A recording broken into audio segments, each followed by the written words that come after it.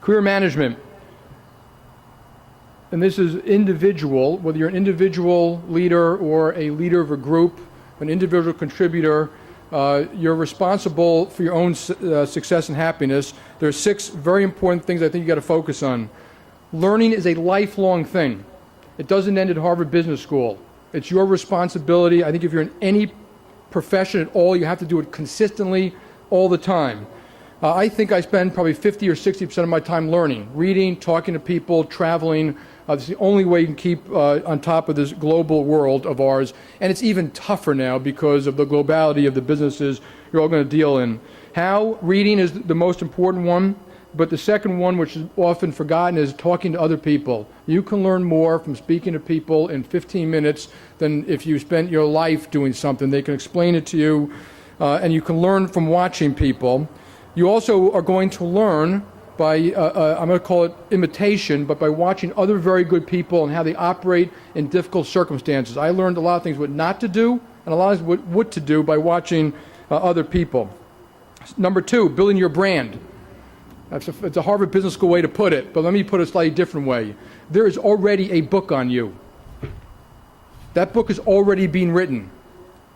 And if I spoke to your teachers, your friends, your professionals, your parents, I would know whether you're trusted, how hard you work, whether you're ethical.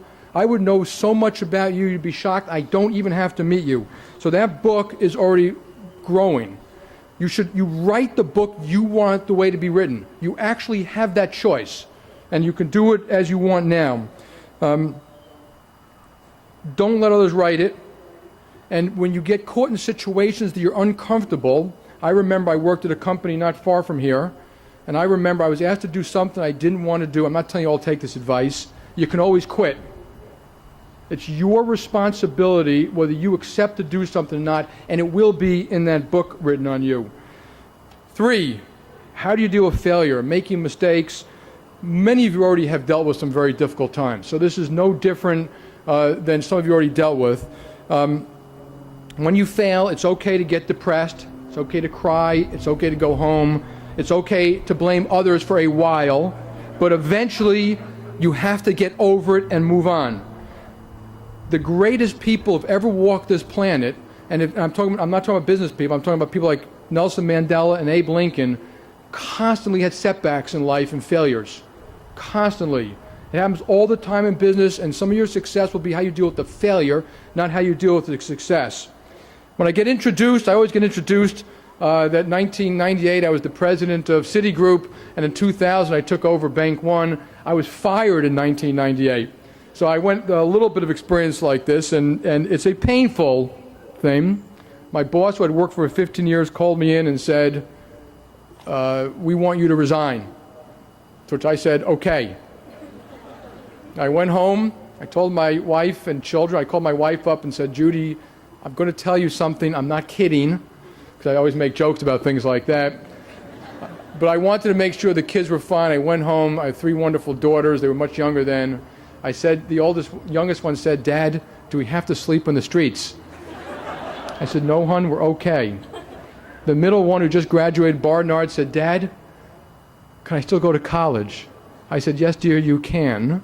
And I knew things were fine when the oldest one, who's going to Harvard Business School, said, Dad, can I have that little cell phone you have? You won't be needing it. I remind people, when you fail at something, I told people about Citigroup as my net worth, not my self-worth. And I was able to move on, and yes, it was difficult. I did call my boss a year later. He did not call me. I called him and said, it's time to break bread. And we went to lunch together. I told him that I didn't think he did the right thing for Citigroup, which is pretty obvious at this point. But I told him the mistakes I made. And whether it was 40, 60, or 60, 40 wasn't important. I wanted to learn from the experience and move on. He acknowledged my mistakes. You had better be a little tough in this world of ours because you will be criticized when you take jobs of leadership, and almost any job. And so you have to grow a little bit of a thick skin. At one point, when Secretary Hank Paulson, Secretary of Treasury of the United States, was getting a lot of criticism, and Tim Geithner, about some of the things they were doing in a very difficult environment, I called them up and read them a Teddy Roosevelt quote, which I hope you should all remember, or particularly all the students here. And it was something like the following, that the credit does not go to the critic in the stand. It goes to the person on the field, bloodied and bruised, striving to achieve something. And I think that that's very true, so that when you get the criticism, let it go off your back. And I think we should remind ourselves when it comes to mistakes, a lot of what's going to happen in the next 25 years to you, it's not just your skill, there's luck involved. So don't get too exuberant when you do well, and don't get too depressed when you don't. Number 4, to thine own self be true. You have to fight self-deception.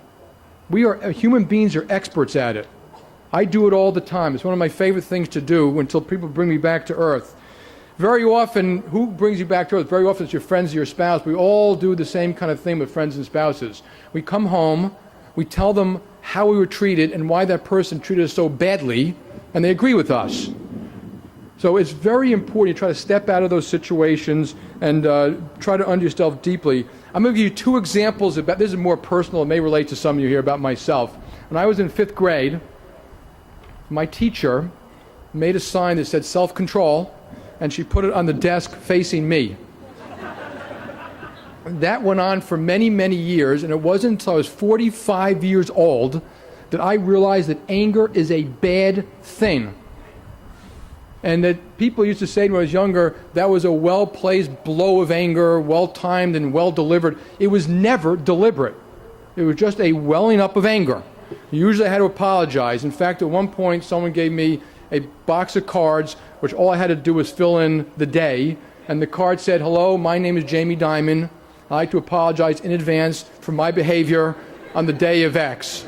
And so anger always backfires. It hurts people. You have to apologize all the time. It's better to skip it.